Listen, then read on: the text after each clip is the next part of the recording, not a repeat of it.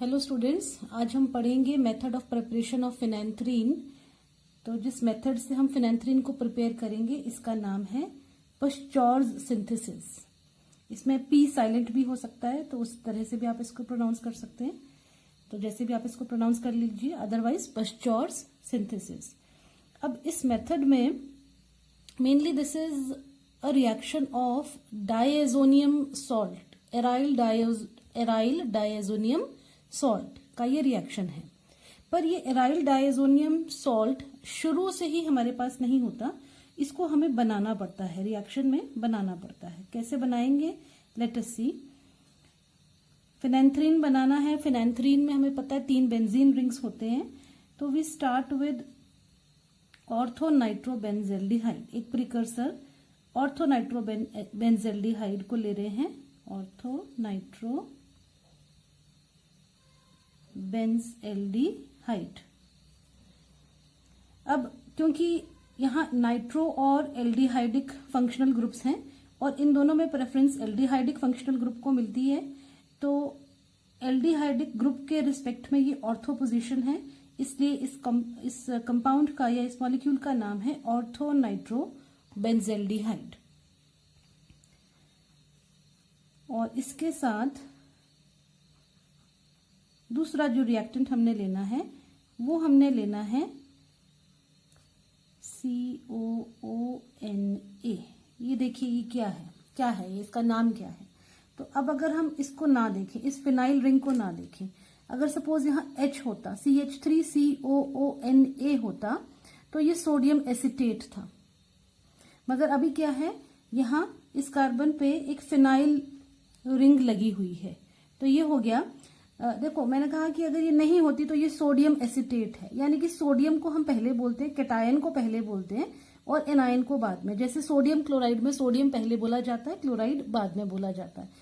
तो sodium acetate है, लेकिन एसिटेट पे फिनाइल लगा हुआ है, तो इसको सोडियम फिनाइल एसिटेट कहेंगे, सोडियम फिनाइल एसिटेट। ठीक है, इन दोनों को लेकर के हमने ये रिएक्शन करना है। अच्छा, अब ये मैं दोबारा से लिखती हूं यहां,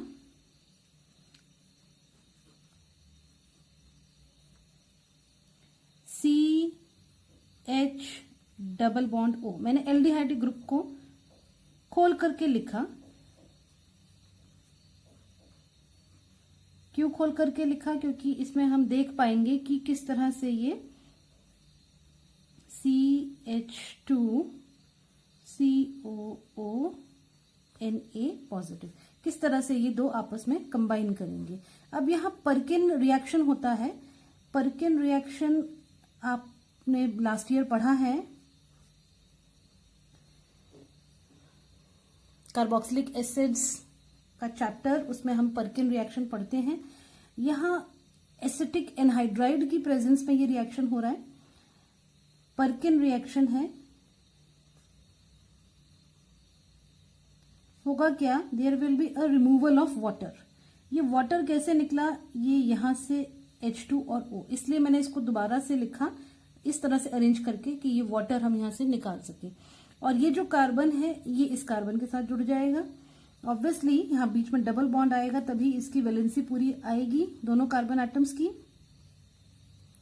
देखते हैं कैसे होगा ये। CH, ये ऑर्थो पे नाइट्रो है, इसके साथ डबल बॉन्ड लगा के ये कार्बन बनाएंगे। इस कार्बन के साथ आगे COONA है।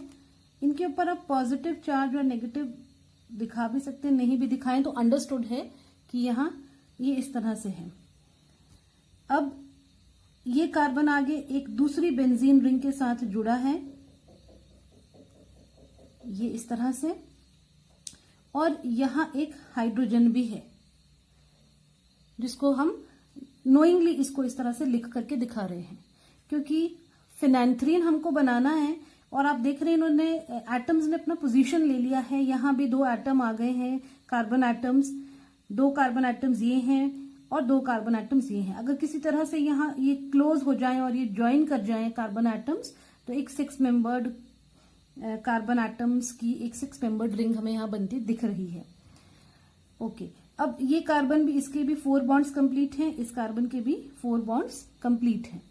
तो ऊपर वाला पोर्शन ऑलमोस्ट डन है, क्योंकि आप देख रहे हैं यहाँ पे ये पूरा क्लाउड है, कंप्लीट क्लाउड है, इधर भी एक डबल बॉन्ड है। बस अब अगर ये कार्बन आपस में ज्वाइन करते हैं और ये ग्रुप यहाँ से हटता है तो फिनैंथरीन ये बन गया।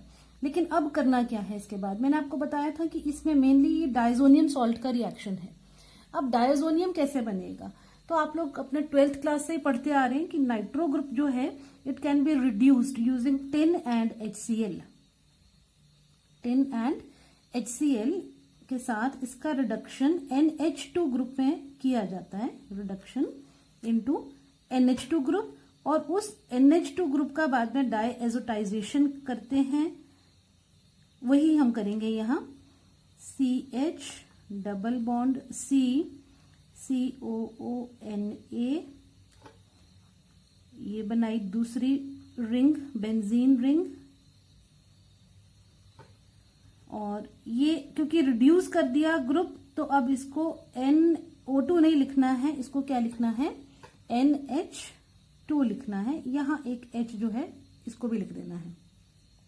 रिडक्शन हो गया। अब इसके बाद NH2 क्यों बनाया हमने इसको, NO2 से NH2 क्यों बनाया, बिकॉज हमने करना है इस पार्ट का डायएजोटाइजेशन। और डायएजोटाइजेशन के लिए क्या रिएजेंट चाहिए होता है, क्या रिएजेंट चाहिए होता है, सोडियम नाइट्राइट। HCl लेते हैं हम, HCl के साथ अगर सोडियम नाइट्राइट लें तो यहाँ N2 पॉजिटिव Cl नेगेटिव बनता है। लेकिन अभी हम क्या ले रहे हैं, NaNO2 के साथ ले रहे हैं H2SO4, और टेम्परेचर होता है, आइस कोल्ड कंडीशंस होते हैं डायएजोटाइजेशन रिएक्शन में, 0 to 5 डिग्री सेल्सियस टेम्परेचर। कौन सा रिएक्शन ये हो रहा है, डायएजोटाइजेशन। ओके, डायएजोटाइजेशन, ये CH डबल बॉन्ड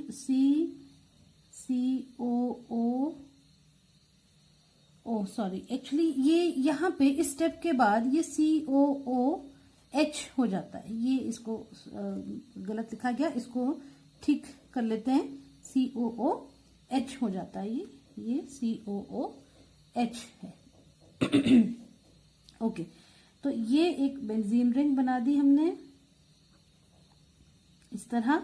अब क्योंकि हमने यहाँ डायएजोटाइजेशन की है, डायएजोटाइजेशन क्या है मैं पहले लिख देती हूँ फिर एक्सप्लेन कर देती हूँ, HSO4 नेगेटिव और ये हाइड्रोजन। अब देखते हैं इसको, देखो डायएजोनियम क्यों बोलते हैं, डाई क्योंकि 2 है, एजो नाइट्रोजन के लिए यूज करते हैं, नाइट्रोजन एटम्स 2 हैं, IUM बताता है कि नाइट्रोजन के ऊपर पॉजिटिव चार्ज है, तो डायएजोनियम,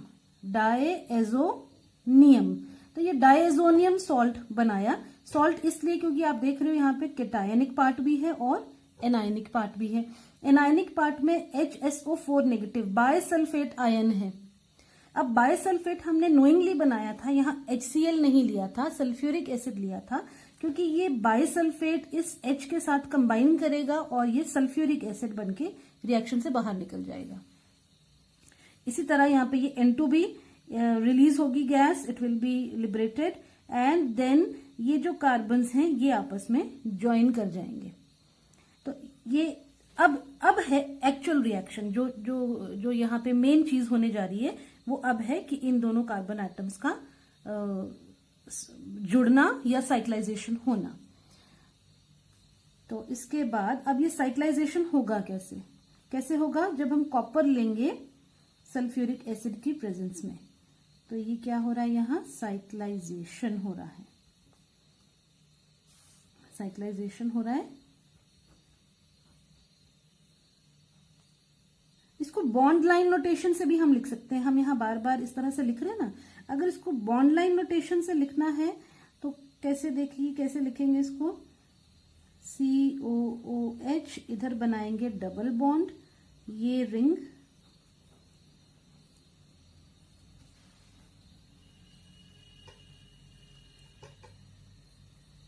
ठीक है। ये मैंने आपको मैं बता रही थी कि बॉन्ड लाइन नोटेशन में यूज कर रही हूँ, यहाँ मैं CH नहीं लिख रही, यहाँ C नहीं लिख रही हूँ, बॉन्ड बना दिया इधर। और अब जैसे मैंने बताया कि ये साइक्लाइजेशन हुआ है, यहाँ से जो कुछ निकल गया उसको हम नहीं लिख रहे, वैसे यहाँ से सल्फ्यूरिक एसिड निकलेगा, यहाँ N2 लिखेगा, हम मेन प्रोडक्ट पे फोकस कर रहे हैं। अब हमने इन कार्बन्स को ज्वाइन करना है। अब अगर ये COOH ग्रुप ना हो तो ये जो बाकी का स्ट्रक्चर है ये फिनेंथ्रीन है। अब आप थोड़ा इसमें यहाँ पे ये ध्यान देने वाली बात है कि यहाँ क्योंकि हमने पूरा इलेक्ट्रॉन क्लाउड बनाया है और यहाँ भी पूरा इलेक्ट्रॉन क्लाउड बनाया है, तो इस रिंग में यदि हमें डबल बॉन्ड दिखाना है तो एक ही डबल बॉन्ड हम दिखाएंगे। अभी सिर्फ इसमें एक्स्ट्रा ये COOH है। अब इसको भी रिमूव कर देते हैं, डीकार्बोक्सिलेशन इसका कर देते हैं हीट करके। CO2 will be lost, D carboxylation हो रहा है ये, and we will get the final product phenanthrene.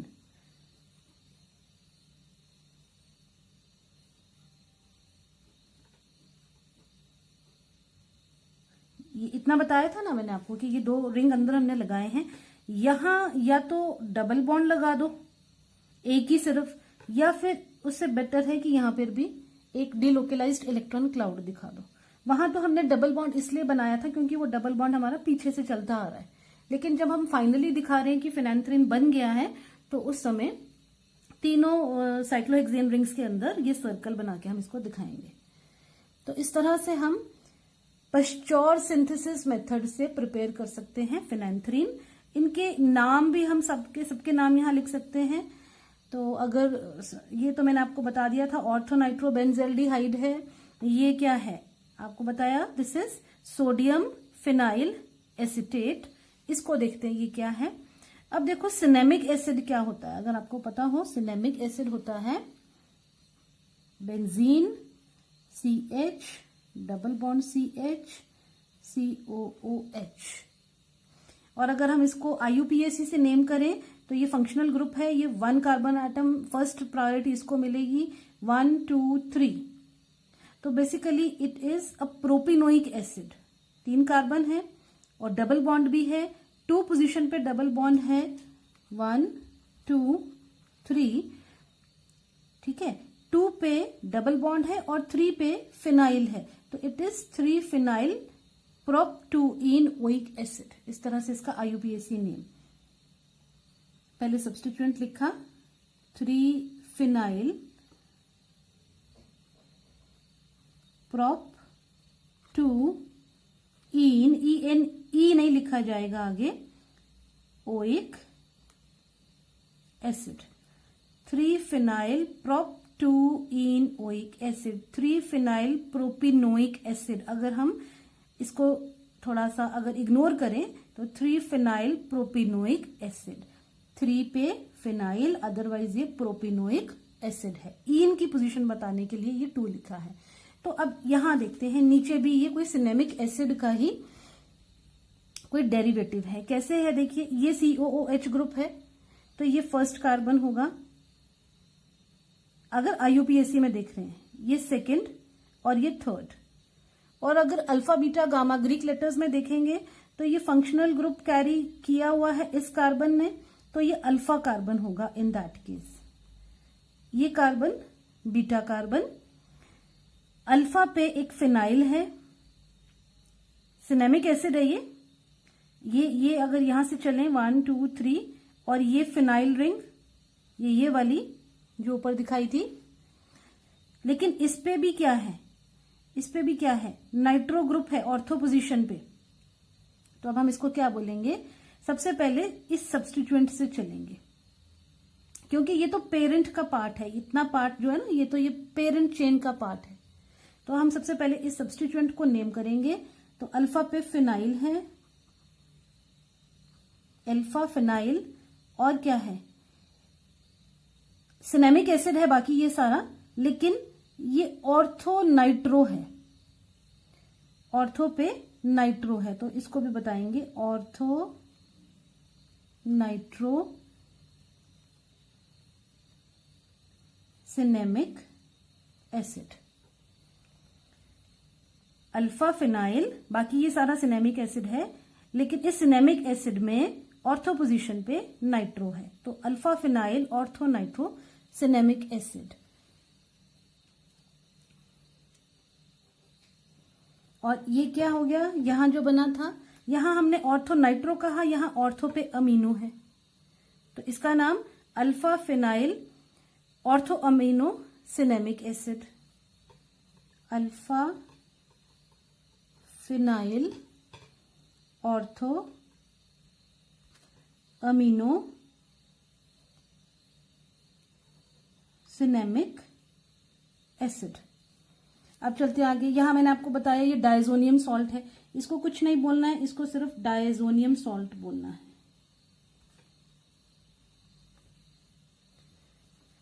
और उसके बाद क्या बना, ये this is phenanthrene 9 carboxylic acid, phenanthrene 9 carboxylic acid, और ये बन गया phenanthrene. So this was all about Pasteur's synthesis. I hope you understood the reaction. Thanks for watching the video.